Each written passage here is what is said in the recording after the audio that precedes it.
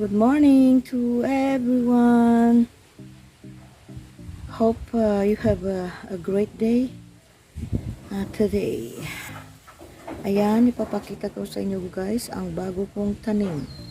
Yung mga old ay hinugot ko na. Ito na, ang bagong tanim kong ampalaya. Nakamasitera guys. Ayan. At sa dito, ibang ampalaya na naman. At saka, ayan, another pot of ampalaya. Ayan, may insekto dyan guys. Papatayin ko yan.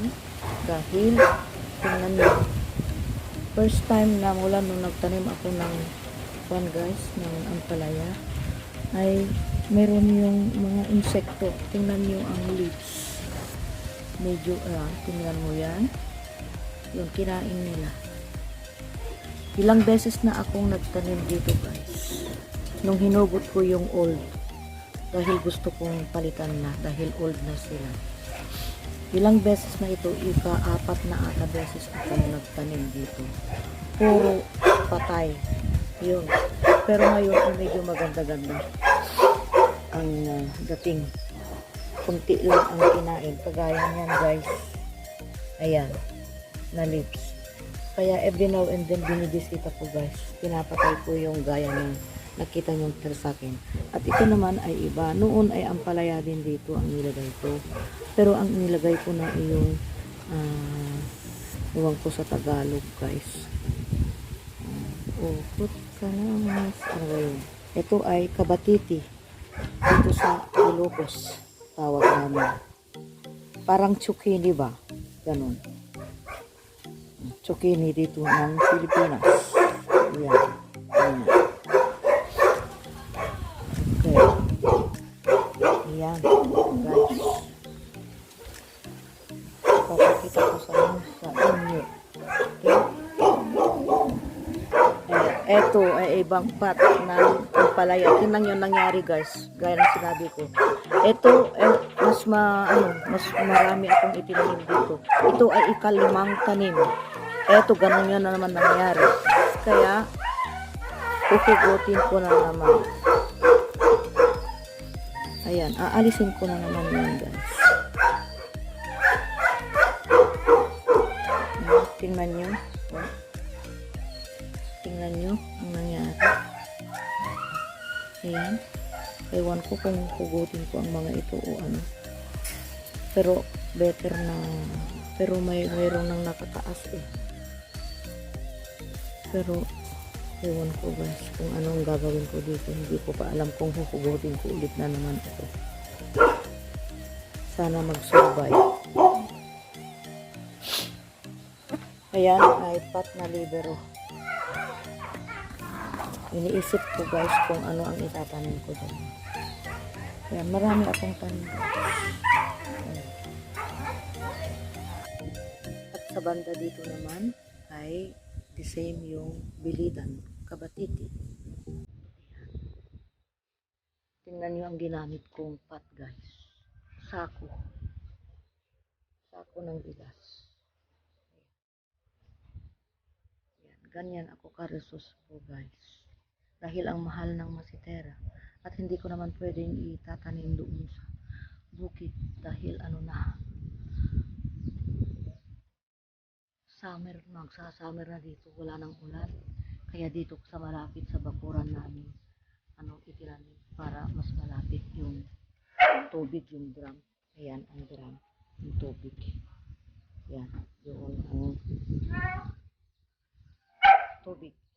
Kukunin pambilig.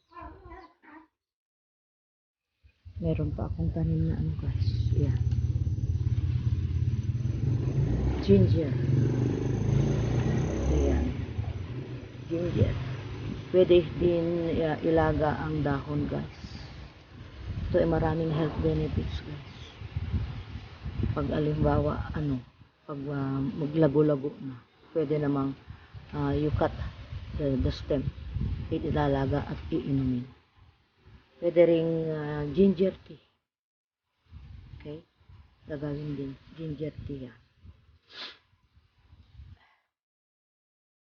Ayan.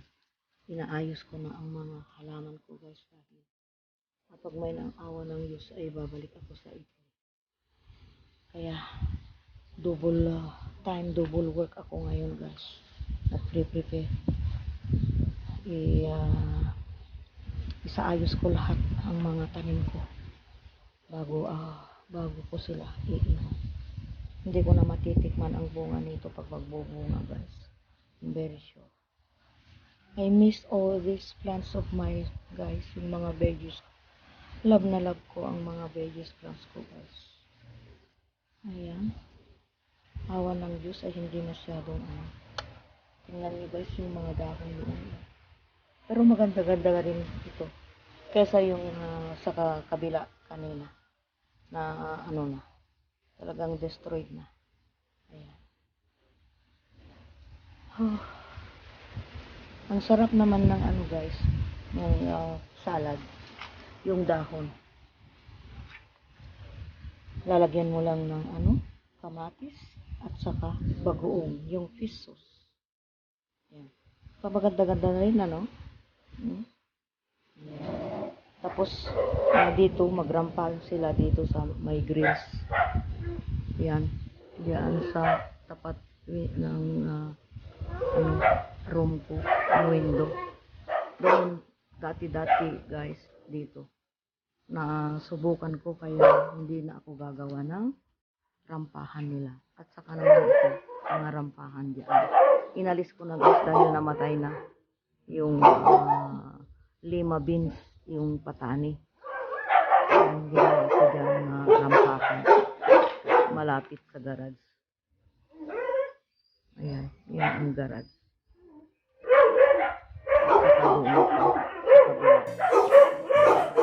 Doon sa itaas. Pag nakita yung napanood yung videos ko na naglagay ng kamyas na idradry ko doon sa itaas ako. Ayan. See, I miss really this place. Ayan. Tapos pag lalaki ang mga ito, ayan, especially this one, yung kabatiti, gilidan, doon sila magrarampa. Diyos ko, ang ingay naman ng mga aso namin kasi ang dami guys. Mahigit 10 sila guys. Kaya tingnan nyo, pag isang magtahol yung isa, magtatahol din. Lahat-lahat sila ay sabay-sabay na. Nakuha naman. Okay. Thank you guys for watching. See you on my next videos. May the Lord guides and bless us always.